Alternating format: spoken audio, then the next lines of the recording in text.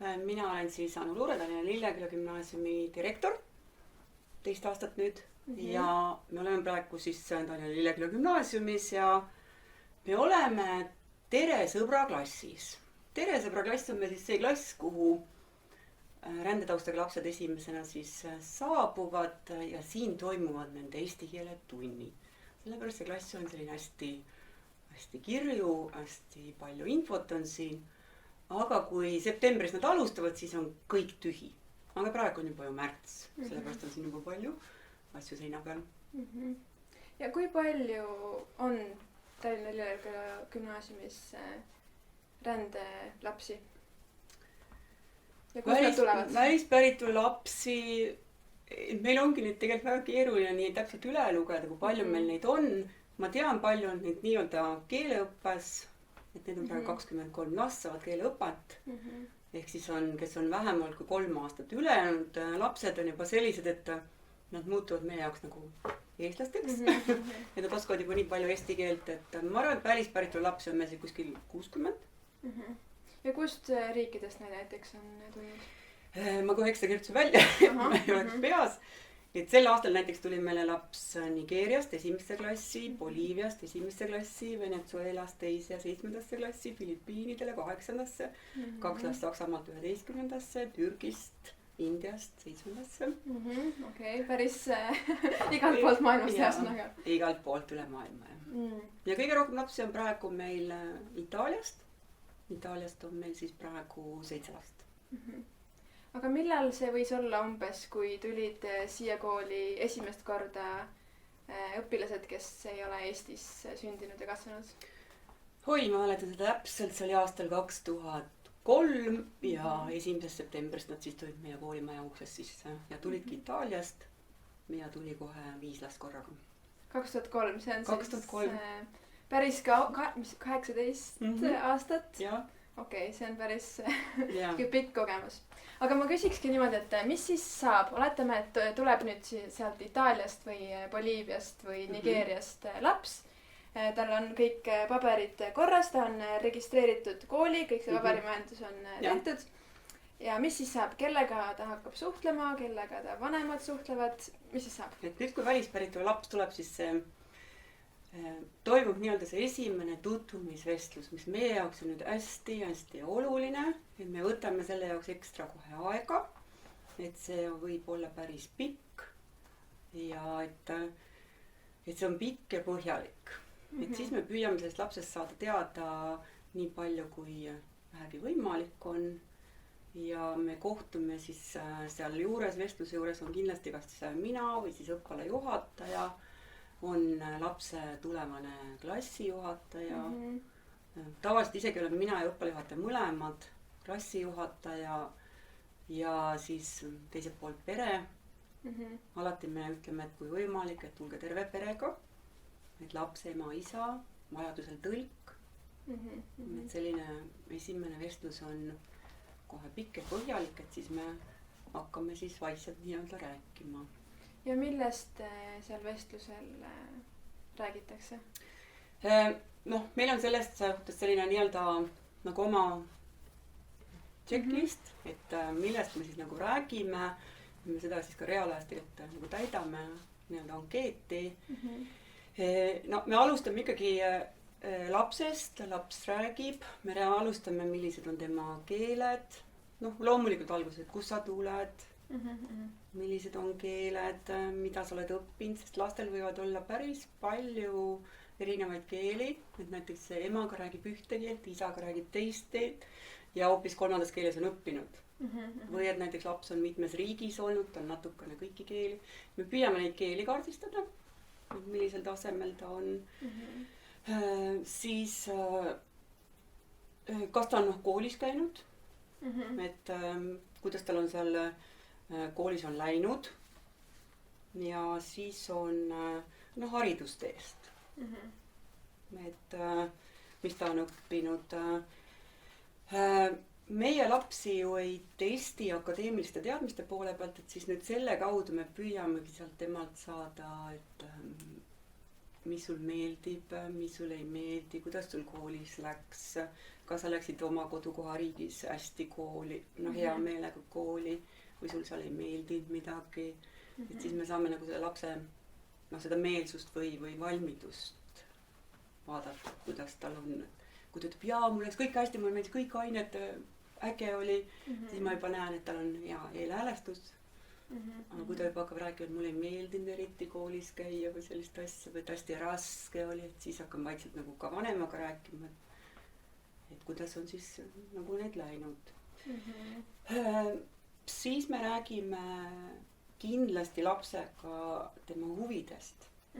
Et kas tal meeldib sporti teha, hästi ta joonistab, kas tal on mingi muusikasi, et mis tal veel meeldib teha, et jälle selle jaoks, et juba kombata, et äkki mingi huviringi, et kus me teda veel saaksime siis kohe nii-öelda rakendada, et juba mõtleme esimese vestluse ajal selle peale, et milline huviring või et äkki ta hakkab sporti tegema või muusikakooli suunama.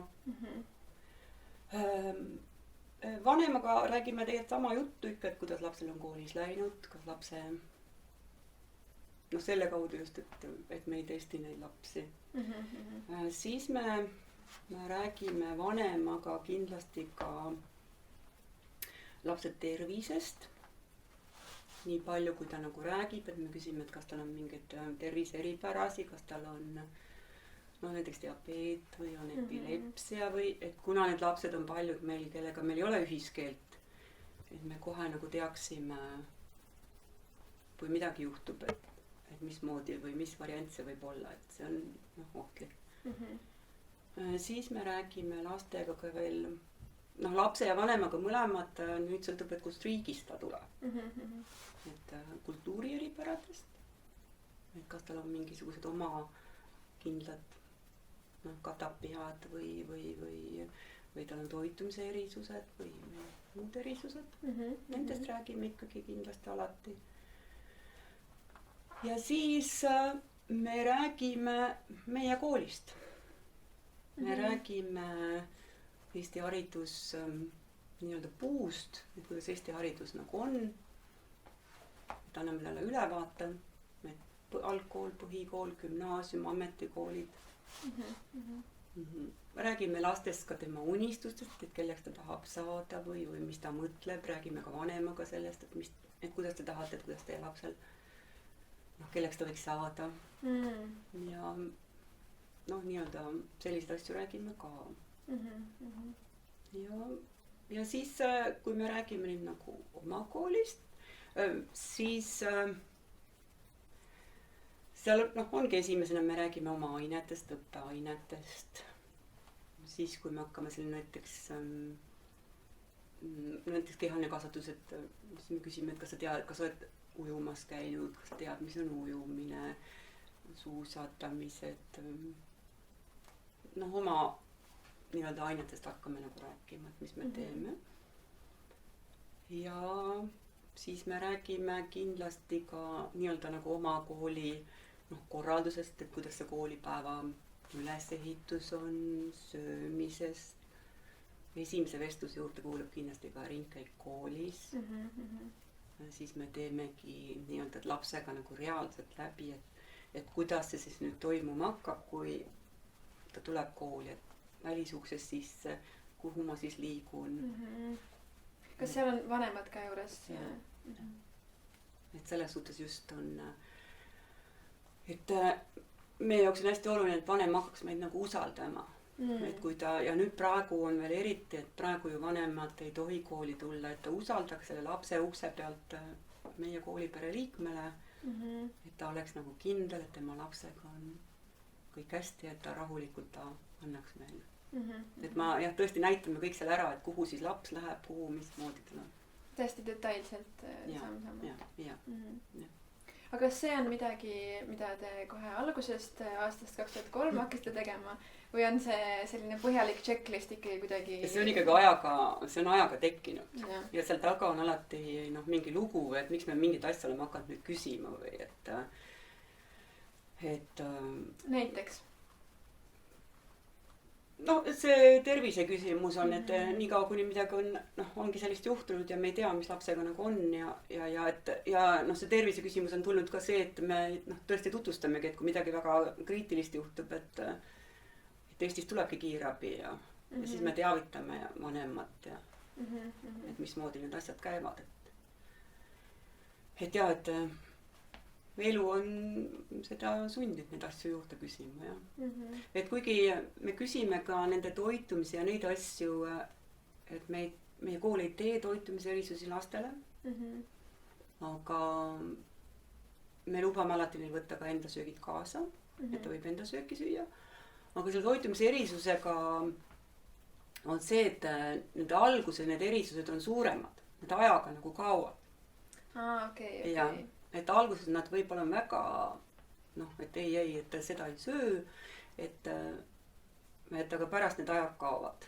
Aga meil on nii palju jah tehtud, et toitlustaja paneb menüüle juurde, et mis lihast on söök ja sööklas on alati toidu juures on pilt. Kas tal on notsu või kana või lehmakese pilt. Selle toitumise erisusega on see, et neid on nii palju. Meil on hindud, meil on moslemid, aga need erisused ajaga kaovad, vähemaks jäävad, jah. Ja et me ei tee ka nendele tegelikult õppeainete erisusi. Aga me anname neile aega nii-öelda õppeainetega kohaneda. Et ega moslemi tüdrukud ei lähe kohe kehaliskasvatustundi. Või noh, nad ei ole nii-öelda aktiivsed. Aga me anname, ütleme, et ikkagi see tund on. Sa oled nagu klassiga, et sa kuulud siia klassi kollektiivi.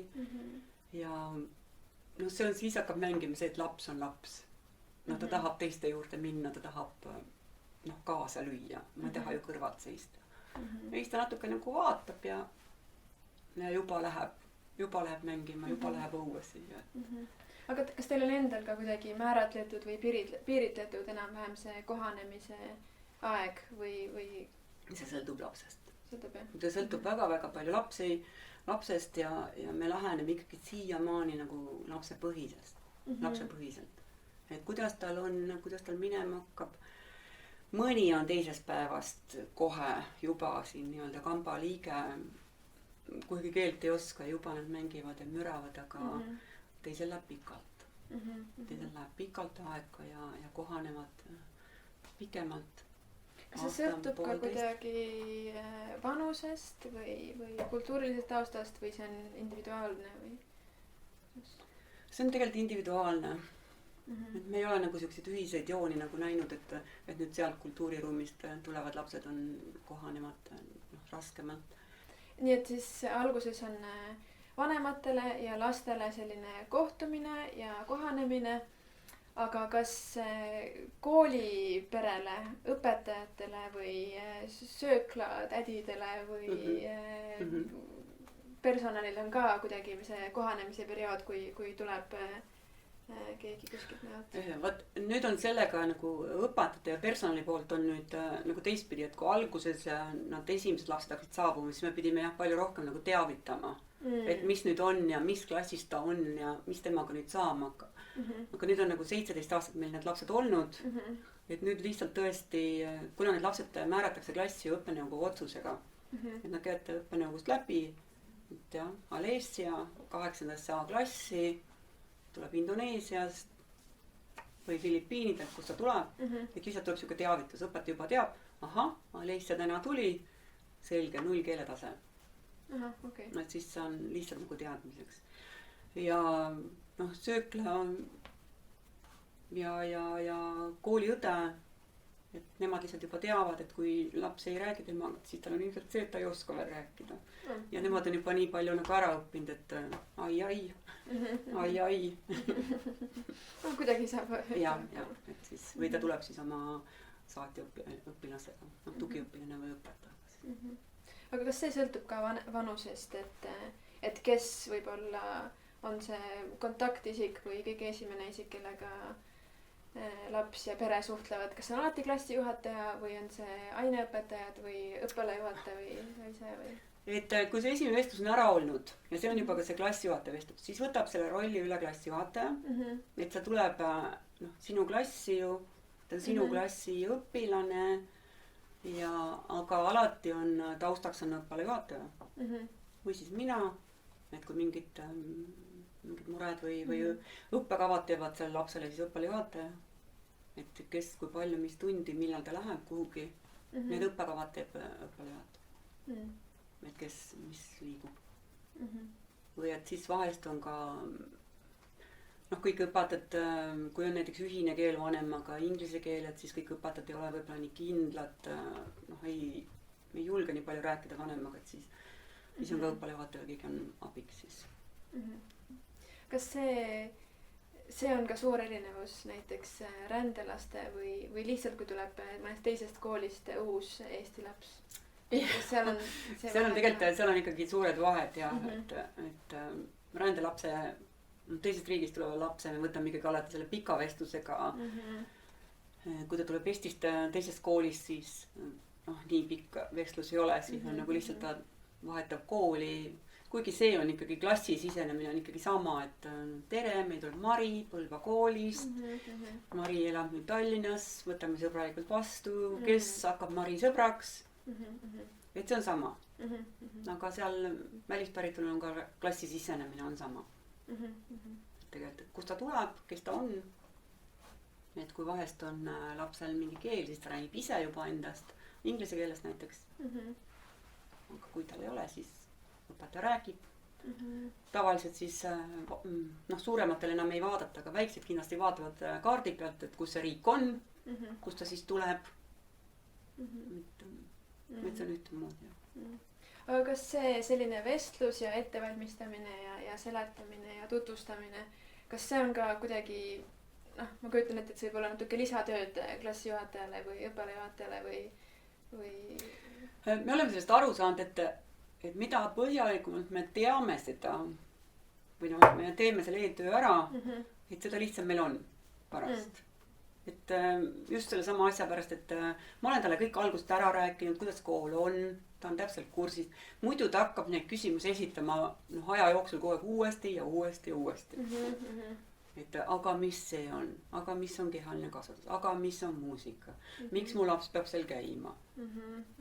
Aga kui me oleme selle algust kõik ära rääkinud, või et ma juba siin räägin, et miks ma küsin, et kuidas su lapsel läks, et me ei testi sinu last. Et siis vanem on kõik nagu rahulik. Me usaldame seda kooli, kust ta tuleb. Et ta on kindlasti tubli olnud selle. Et kui sa talle nagu annad aega, siis ta muutub vanem nagu rahulikuks, usaldab meid. Et muidu ta hakkab tahtma väga palju tulla kooli, tahab vaadata, hakkab küsima palju, kirjutama, helistama. Et ta toob, kui me seda ei tee, toob see just meile tööd juurde. Okei. Et siis see tasub? See tasub kindlasti ära. Tasub kindlasti ära. Osades riikides on see efekt, et Eesti koolis ju ei olegi, on ainult õpetaja hea või natukene kurjem sõna. Aga et osades riikides on, minu jaoks üllatavalt paljudes riikides on lastele lubatud koolides füüsiline karistamine. Ja siis ongi, et meil see mõnikord, et selgeks teha, et Eesti õpetaja ei saa kunagi, mitte iialgi nii kurjaks, et ta võtaks kepi ja nüpeldaks sind. Et see on, et õpetaja on juba, kui ütleb, et siis tuleb täita. Et mingid sellised, aga muidu, jah. Aga sellest, nendest asjadest me püüame natukene rääkida juba seal esimesel kohtumisel. Ja ma saan aru, et kui laps ei räägi üldse eesti keelt, siis tal on lisaks veel mingid eesti keele tunnid. Ja, mina ei tahagi öelda, et need on lisaks, vaid need ongi tema eesti keele tunnid, eesti keel teise keelena, ta ei käi oma klassikaaslastega siis eesti keele tunnis, et temal on eesti keel teise keelena, need tunnid siis algavadki siin klassis ja üldiselt on ta enamus ainetes ikkagi oma põhiklassiga koos. Et meie ei tee nii, et nad alguses on eraldi tükk aega, pool aastat, 2 või terve aasta eraldi. Ei, nad kuuluvad kohe oma klassi juurde. Et see kuuluvuse tunne on nende jaoks oluline. Et ta tuleb kooli, siis ta ongi näiteks 6. B klassi õpilane ja siis saab kuuluda 6. B-st. aga lihtsalt, et mõnikord sa lähed teise tundi, nagu keeleõppes lähevad klassid pooleks või kehalises lähevad klassid poisid-tüdrukudeks. Et siis läheb seal, et sina lähed eesti keele tundi. Kas on veel mõni asi, mis on selline, et noh, et ongi keeruline ja ei teagi täpselt, mida teha? Kõige raskemad on meie jaoks, kui ta tuleb nüüd välisriigist ja tal on erivajadus, veel mingi muu erivajadus. Ja et laps, kelle emakeel ei ole juba oma normaalselt arenenud. Ja nüüd, kui meie tuleme veel oma nii-öelda eesti keelega ja tegelikult ju ka inglise keel tuleb meil päris ruttu õppekavasse, et need on meil raske. Et siis on ikka kõva pusimine. Ja seal on siis ka klassijuhataja, õppealajuhataja. Ja siis on juba ka F-koordinaator, et kes on erivajadustega laste toetamiseks. Et mis siis, kuidas ja mismoodi teha. Siis on ka, need keeleküsimused on üks asi, aga et nende lastel võib olla ka nukrameelsus, depressioon ja kui seda keelt ei ole, kuidas neid siis aidata või et kes neid aitab. Või et meie jaoks mõnikord võib tekkida lapsel mure sellisest asjast, mis meie lastel võib-olla ei oleks mure. Et tal on ainult 3 sõpra, aga ta tahab saada 30 sõpra, sest ta tuleb sellisest kultuuriruumis, kus on oluline väga suur, väga sotsiaalne. Et meie mõtleme, et 3 sõpra on ju äge. Et sa ei ole ju üksi, sul on ju 3 sõpra. Aga temal on see väga suur mure. Ja mitte ära ehmuda, kui nad alguses on, et ükski asi ei sobi. Minu kõige õudsam asi on olnud, kui üks isa ütles mulle, et meie koolis on absoluutselt kõik tualetid vales suunas ja tema laps ei saa siin tualetis käia. Siis mul tõesti hetkeks võtsid ossa, sest me koolis on tõesti päris paljud, nagu nad on üksteise peal ja ühes suunas kogu aeg. Ja siis ma mõtlesin, et appi, et mis nüüd saab. Ja ma juba peas mõtlesin, et kus veel on kehalise kasvatuse garderoobides on ka meil WC-d, et äkki seal on teistpidi. Et juba mõtlesin neid, aga ei, pärast ikka sobisid. Läks seda aega natuke. Jah, et esimesed momendid võivad olla need, et ei sobi, midagi ei sobi. Aga nad kohanevad. Nad kohanevad. Ja et võib-olla ütleb jah, et alguses ma ei tule ujuma või minu laps ei tee mingeid asju. Mingi aja pärast ta ütleb, et jah, Jeeminis ma ei tohtinud ujuda, aga siin ma olen ju praegu. Et siin ma võin. Jah, muidugi. Kõik lapsed lähevad ujuma. Et lapsed on tegelikult kohanevad kiirest, et see ei ole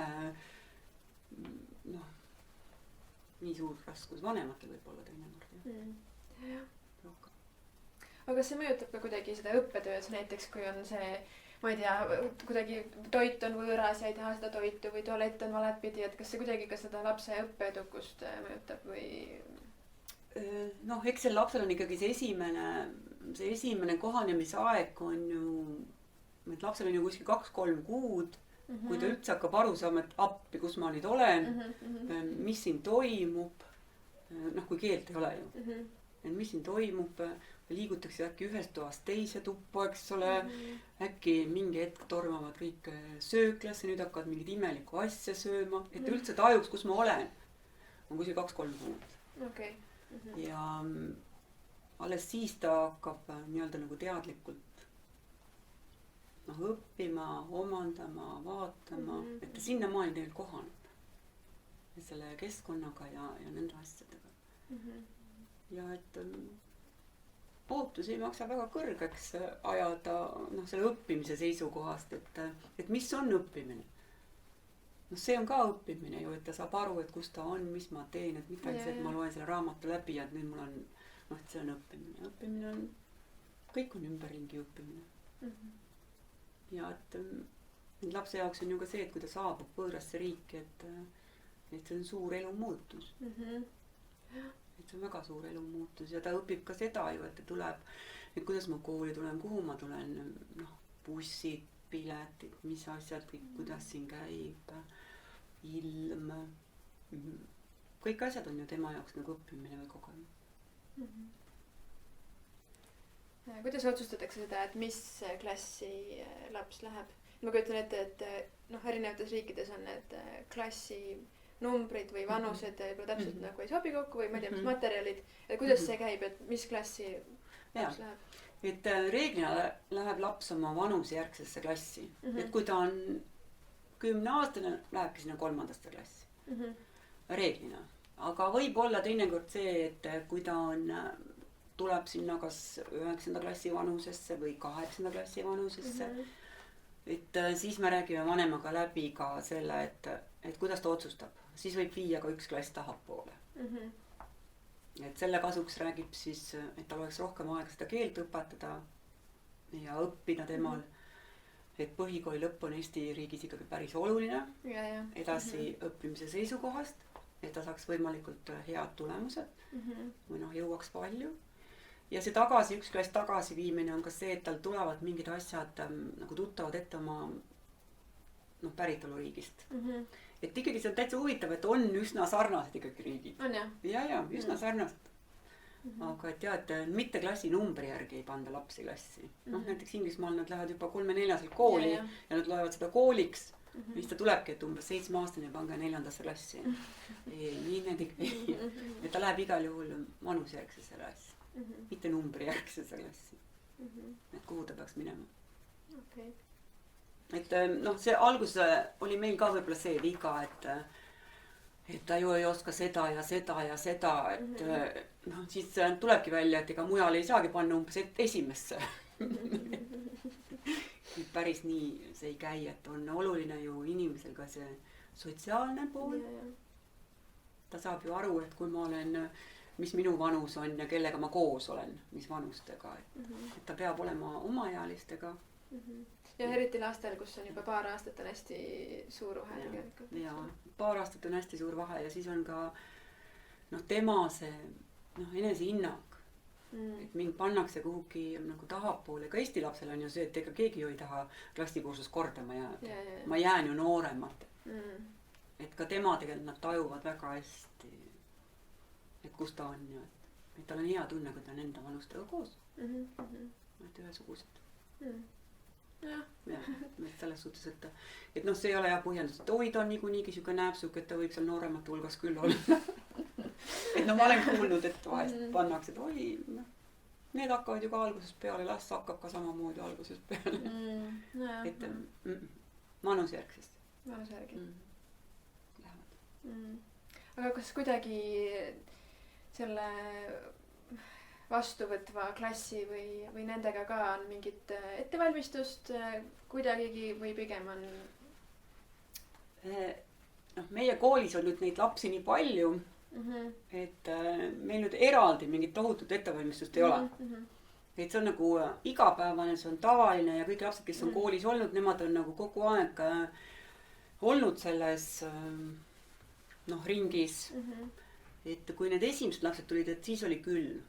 Et siis oli ikkagi ettevalmistus ja kui hakkasid esimesed tulema nii-öelda rahvusvahelise kaitse saajad, et siis oli ka ekstra, me rääkisime ikkagi, et mul ongi siin praegu kaasas see üks tore raamat on, mis algklassidele väga sobib, Draakoni põrsil.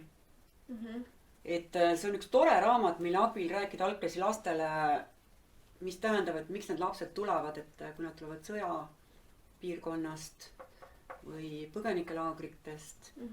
Et siin on ühed toredad draakonid, kes tulid ka sõja eest peitu ja siis saabusid siia meie maale ja mis mured neil on olnud ja et see annab tegelikult, et kui seda koos kohustusliku kirjandusena lugeda või arutada sel teemad üle või lugeda siit lugusid lastele, et siis on meie jaoks hästi vahva raamat, et ei pea rääkima konkreetsest lapsest, aga läbi vahvate draakonite, et nad hoomavad, et mis võib olla siis ka selle lapsele kustuda.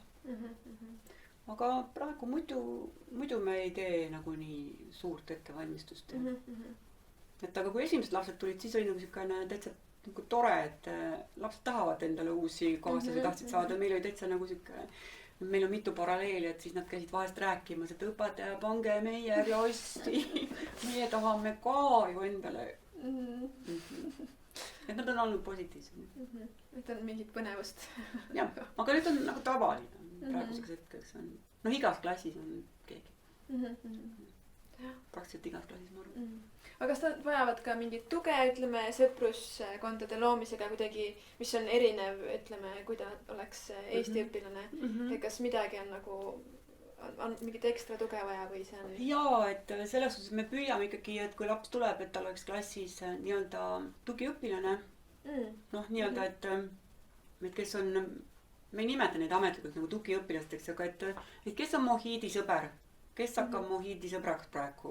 Et ta siis tugiõpilane, siis ta võtab nii-öelda Mohiidi enda hoole alla, et siis vaatad, Mohiidiga sööma ja nüüd, kui me oleme kehaliselt ära Mohiidi maha, et toredalt hoolivad tegelikult nendest.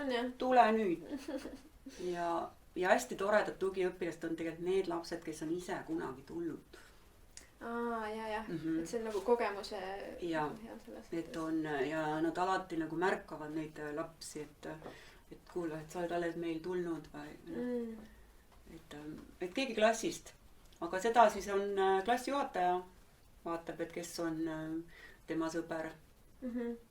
Just alguses selle koolimaja peal liikumisel, kaasa haaramisel. Ja siis see vaikselt hakkab tulema sealt. Ja kui on inglisekeelne, siis nad juba hakkavad suutlema. Mille üle meie muidugi väga rõõmsad ei ole, aga suhtlus on ja siis. Aga jah, seda tugiõpilast võib teinekord natukene nagu vahetada. Et laps väsib ära tubli olemast. Et ma olin nädal aega juba Mohiidi sõber, nii, kes järgmine on? Või siis me vaatame ka, et ta istuks nüüd pinginaabriga koos. Sest alguses ta ei saa keelest aru, siis ta vaatab, et mis naaber teeb või selles suhtes sa nagu aitad. Et alati mitte õpetaja ei aita, vaid naaber, tugiõpilane juba aitab. Meil on ühe korra kerkinud üks küsimus, peakatte küsimus. Et on olnud, et äkki meil muidu me ei kanna koolis peakatet. Et ei ole kapuutsid ja ei ole mütsid ja see, et me ei tee seda. Aga nüüd kultuurist tulenevalt, et moslemi tüdrukutel ei ole keelanud seda. Ja siis hakkasid selle ühe tüdruku klassikaaslased hakkasid küll jah, et kapuutsid olid kõik peas äkki. Et mingisugune väike siuke, aga seda me rääkisime ja miks ja mismoodi on ja need et läksid ikkagi kapuutsid peast ära. Aga kes sellega siis tegeles, sa ise või oli? Ei olnud mina ise, oli klassijuhataja psühholoog. Ja vanemad või õpilased? Õpilased. Ja et just see ikkagi see, et miks ta seda katab ja mis kultuurist ja et üks juhtum on, aga see on juba ka ma arvan äkki 10 aastat tagasi. Kuidas ikkagi selles mõttes olla olemas ka mingite murede jaoks, mis on keerulised või? Tegelikult on alati olla olemas on see, et nende lastega sa pead olema erakordselt sõbralik. Erakordselt tunnustav. Alati peab olema taskus üks komm. Oleks hea, kui on rohkem komme. Et tal oleks selline, et ta julgeks olla, ta julgeks rääkida. Teinekord ongi neil jah, et see ongi tegelikult see klass, kus me praegu oleme, see ongi nende niisugune peidupaik või et siin nad esimesena hakkavad nagu avanema. Ja turvaline, heatahtlik, kõige pisemat edusammu tuleb tunnustada. Jah, tõesti komm. Komm on väga võluv. Minu toas on ka suur kommi purk, kus siis saad, alati võid tulla, alati võid vaadata. Siis kui see keel hakkab tulema ja nad kooli peal nii-öelda hakkavad proovima seda keelt, et siis on ikkagi alati reageerid talle, et kui tema ütleb sulle tere, siis ütled alati vastu tere. Kuidas sul läheb? Mul läheb väga hästi, aga kuidas sul läheb? Et sa saad aru, et ta just on alustanud nende, et sa märkad teda ja alati reageerid talle. Et ainult headusega. Eesti laps vajab ka head sõna, aga nemad vajavad kohe väga-väga palju. Et üks kuri või pahuram sõna viib nad jälle nagu alla tagasi. Aga kas kuidagi on mingit tagasisidet või kuidagi tulnud see ka jutuks näiteks nende teiste klassiõpilaste peredega või nende vanematega? Jaa, ikka. Et on nii ja naa. Et see on nii ja naa. Et on ka negatiivset tagasisidet. Et ei ole alati kõik Eesti vanemad rõõmsad selle üle. Et eriti kui tema enda lapsel võib-olla kõige paremini ei lähe, siis ta leiab kindlasti põhjenduseks see, et seal klassis on keegi teine, kes siis ilmselt võtab õpetaja tähelepanu rohkem. Kuigi tegelikult me ei võta seda. Et ei olda alati rõõmsad, jah. Aga on ka teadlikult meie kooli lapsi toodud sellepärast, et laps tajuks seda maailma või mitmekultuurilisust või et ka sellepärast on toodud lapsi siia, et teil on neid palju või meil on neid palju. Aga valdavalt on positiivsed. Jaa. Et selles suhtes on ju tegelikult on ju palju peresid, kes on nii-öelda kakskeelsed. Et üks vanem on hoopis kuskil mujalt riigist, neid on meil ka. Et selles suhtes see on, piirid on lahti ja see on nagu kustunud. Või on palju ka ju neid lapsi, või mitte palju, aga neid kindlasti on ju, et kes on mingi aeg elanud, on Eesti pere, aga on kuskil välismaal elanud pikalt, tagasi Eestisse tulnud. Et minu jaoks ei ole tuntavalt see probleem. Seda on olnud, aga mitte tuntavalt. Et kas on nagu vanematel või vanem, et kas kuidagi see meelestatus või see on paar korda ma olen siiski seda nagu tunnetanud, et see on nagu kuidagi nagu natukene võib-olla kerkib päevakorda või et see on natukene tulnud, kui algas see nii-öelda see rändekriis. Eestisse siis hakati rääkima, et nüüd hakatakse neid tooma. Et siis oli natukene nagu ärev, et kas meie kool on nüüd see siis, kuhu nad kõik saabuvad või. Et see hetk on olnud. Aga siis kui selgus, et neid tulegi ja need siis on kõik üle Tallinna, et kui tulid, et siis nagu rahunes jälle maha.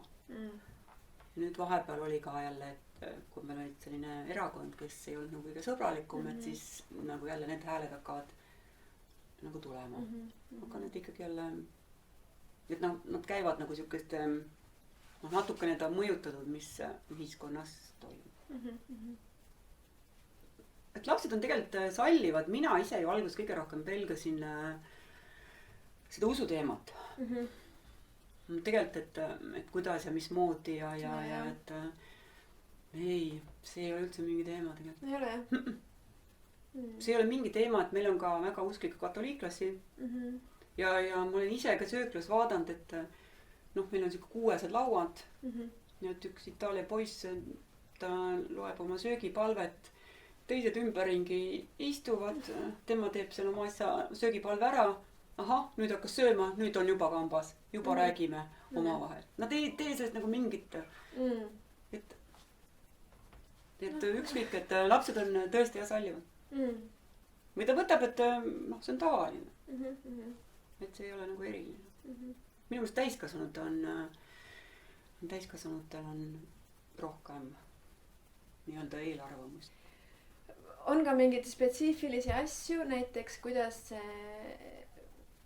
rändega tulnud õpilased pakuvad või toovad nagu mingit lisaväärtust koolile või õpetajatele või sulle või kas seal midagi on seal nagu? Jaa. Nad toovad muidugi lisaväärtust koolile ja nad toovad tegelikult noh, kõik seda teavad ja loomulikult, et ta toob seda sallivust, aga see on juba nii ära leierdatud. Aga et nad toovad tegelikult seda, mis ta kasu toob koolile, on Eesti lapsed hakkavad väärtustama Eesti riiki rohkem. On jah? Nad on uhked Eesti riigi üle ja nad on aru saanud, et siin on hea elada.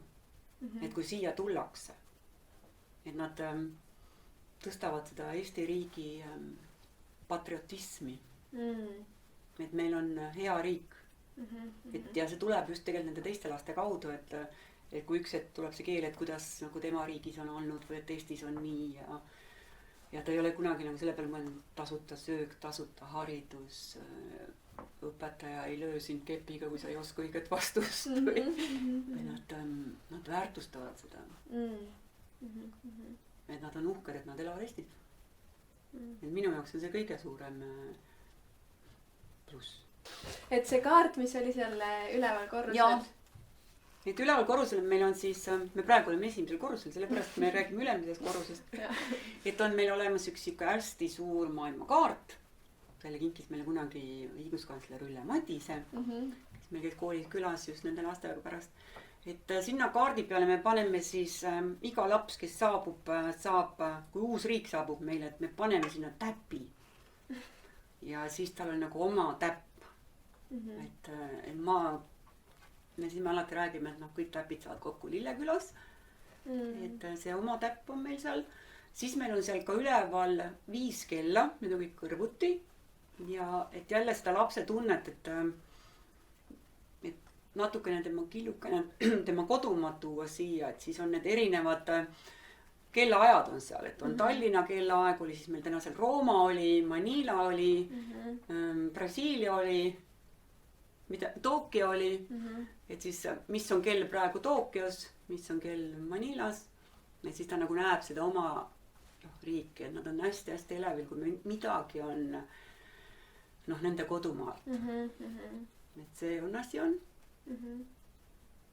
Raamatukogus on natukene me oleme püüdnud otsida nende emakeelseid raamatuid raamatukokku, aga see projekt ei ole meil veel lõppenud. Et see on vahva tunne, et kui see äkki, ma mõtlen, et see võiks olla tore tunne, et kui ma lähen näiteks, ma ei tea, Filipiinidel ja äkki näen raamatukogus eestikeelset siipsikut, et nii nunnu. Jaa, kindlasti. Et siuke soe tunne. Et sellist, see projekt on meil veel me otsime raamatuid juurde, et kus nende laste emakeelset raamatuid saad. Ja see ei pruugi nii lihtne olla. No meil on veel mõned plaanid siin, et mis siin nagu teha, et sööklasse näiteks mõtlesime just, et äkki paneme neile erinevates keeltes head isu. Võtsi ka kirjutatud oleks. Et natukene me veel disainime seda koolimaja, et ta peaks olema meil päris nii veel ei ole, et nagu lennujaamas umbes. Ma ei pea nagu keelt oskama, aga ma juba saan aru, et kus on mingi söökla või kus on raamatukogu, et mingi visuaal, et kui ma keelt veel ei oska, et ma juba saan pildi järgi aru, et mis toimuma hakkab või kuhu ma minema pean. Et seda me teeme praegu, just mõtleme, et kuidas ja mismoodi seda teha. Et see ruum oleks ka nagu kutsuv kodune läbi. Ja et ma saan juba siis aru, et kui ma keelt ei oska, et mis ma nüüd tegema pean. Mõned asjad on jah, mis meil on vaja mõelda. See tundub jah hästi huvitav, hästi selline. Jaa. Et mingid mõtted on. Kindlasti hästi tõhus või selline tekitab sellise tuttava tunde. Ja mis selle kommipurgiga ja keeleõppega, mis sellega oli? See kommipurk tegelikult see kommipurk on alguses tühi.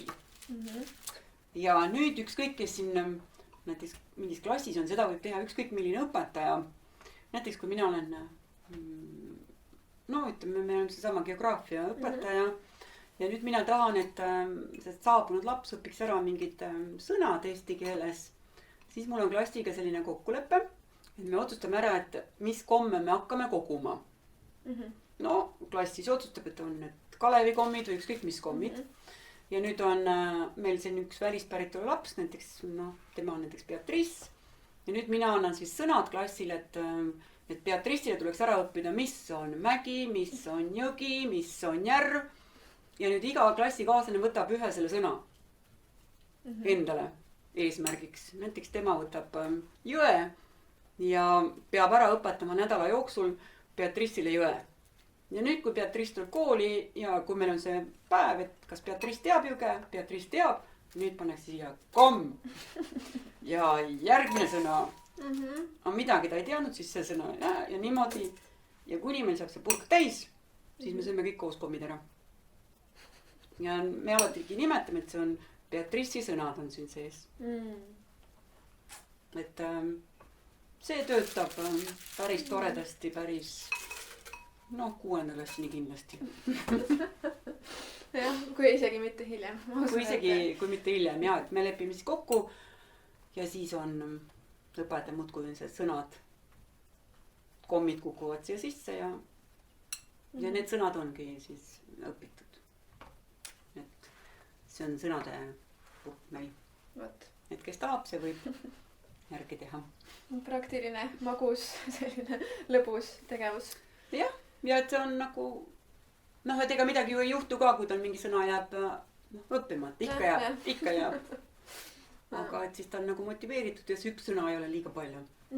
ma teisele ära õpetada, mis see on ja kes siis, kui hoolas on, nii kiirelt see purk täitub. ja sõnad välja ei lähe, kui enam järgmine tund Beatrice ei mäleta jõge.